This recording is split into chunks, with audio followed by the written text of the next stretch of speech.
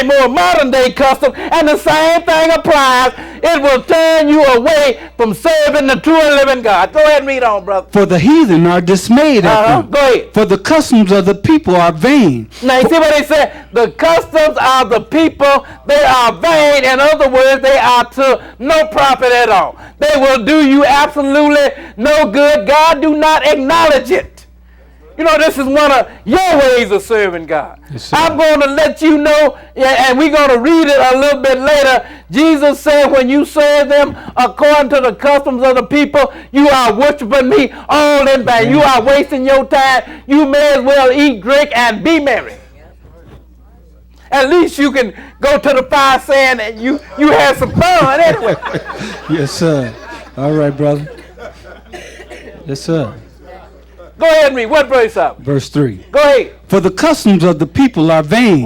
For one cutteth a tree out of the forest, Go ahead. the work of the hands of the workman with the axe. See what it said? One going to cut a tree out of the forest, the workman of the hand of the workman with the axe. You know, modern day, we don't do that. You still have some to do it. Yes, sir.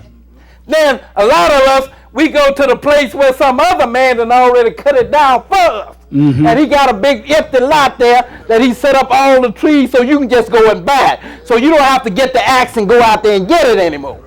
Or some of them have what they call the artificial trees today, that they have taken some man-made material and made up a tree. That's right. But it is all the same thing. It is the same thing. Yes, sir. Go ahead, read. Verse 4. Go ahead. They deck it with silver and with gold. See what they say they do? They deck it with silver and with gold. You know what this is, though. You don't have to be no Einstein to figure this out, do you? Yes, sir.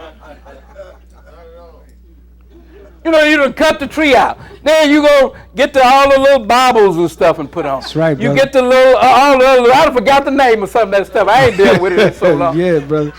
But you know, you make it look real pretty. And sometimes you pass by, oh, say, that's a beautiful tree. That's so right, they have it brother. all decorated, That's oh, right, so brother. nice. But the Lord said, learn not these ways because they are vain.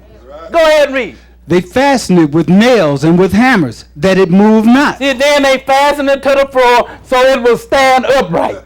That way it won't fall over and mess up all your little baubles that you done bought and put on there. Go ahead, read. They are upright as the palm tree, but ahead. speak not. Go ahead. They must needs be born, because they cannot go. Go ahead. Be not afraid of them, for they cannot do evil. Neither also is it in them to do good. Now the Lord said they can't do evil, neither can they do good. Because the tree can't do nothing. All they can do is just sit there. That is why, you know, you got to move it, so it can't do nothing. But the Lord said, don't learn these customs because they are vain. He said, don't do that. Go ahead and read on. For as much as there is none like unto thee, O Lord, thou art great, and thy name is great in might. Go ahead. Who would not fear thee, O King of nations?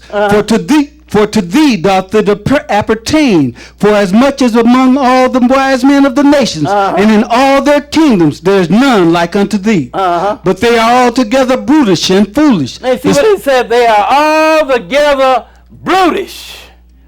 That means, you know, it ain't showing no real wisdom and understanding. They are altogether brutish and they are foolish, the Lord said. Yes, sir. Go ahead and read. The stock is a doctrine of vanity. See what it said? The stock is a doctrine of vanity. It is all vain. Didn't he say right from the start that the customs are vain? It's vain, brother. He said, so the stock is a doctrine of vanity. I'm going to show you what you're reading about here.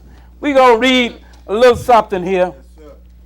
And it ain't for no reason that the Lord said don't learn these customs. Because the Lord understands that you are dealing with some pagan deity. Start reading right here. We're reading from the last 2 million years. And I want you to read what's underlined in red there. Go ahead and read, brother. Worship of the old gods did not die out at once. Now he said, worship of the old gods did not die out at once. Read on. Gregory himself advised his missionaries to leave the pagan shrines alone. Now this was a Roman bishop here. And he advised the missionaries to leave the pagan shrines alone. Don't bother them. You know, we gonna mingle this stuff all together. You know, we gonna let them keep their paganism. We gonna just Christianize it. Yes, sir. What we gonna do is, instead of saying the winter solstice, we gonna call it Christmas, Christ's Mass, and we gonna even say that Jesus was born on that day. Yes, sir. So now don't bother them. Don't bother them.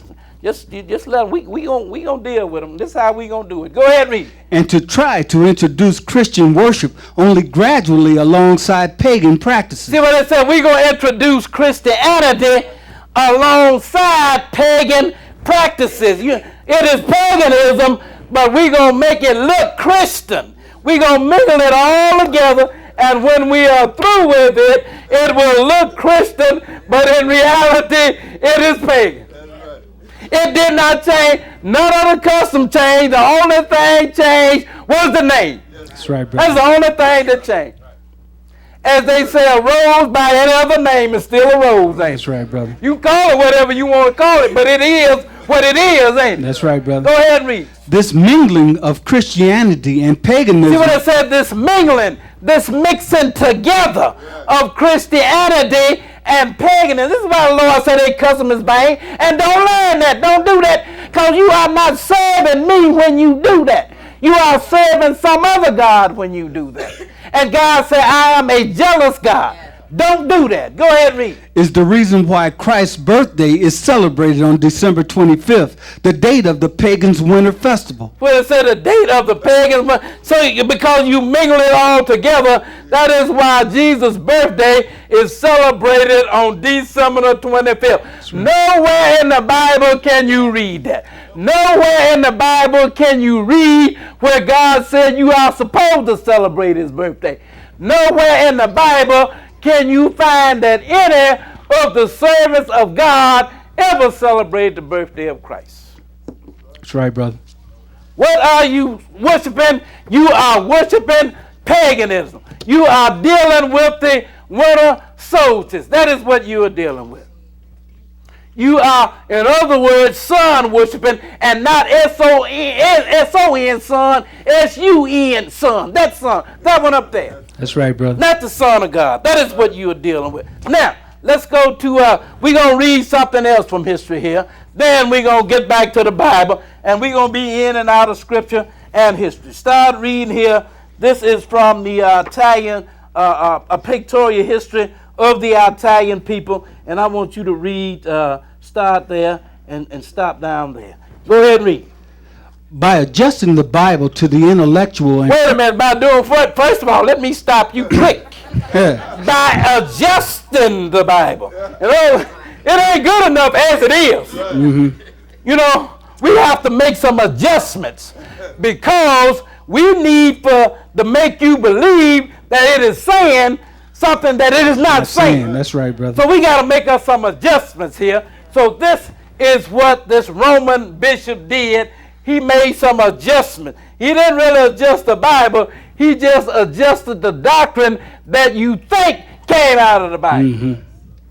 Go ahead and read. By adjusting the Bible to the intellectual and practical requirements of his time through free allegorical interpretation, St. Gregory in his free writing... allegorical interpretation. That's what I'm talking about, interpretation.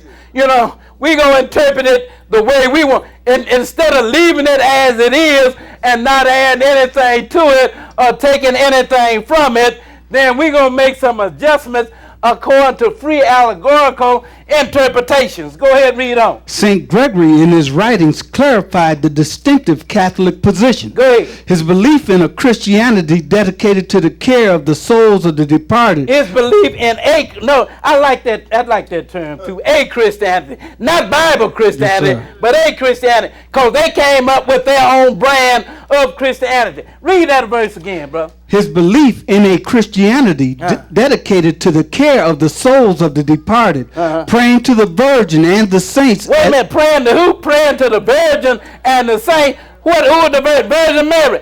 Where is she? Dead and in the grave. Where are the saints? Dead and in the grave. So what are you praying to them for? They can't hear you. That's right, brother.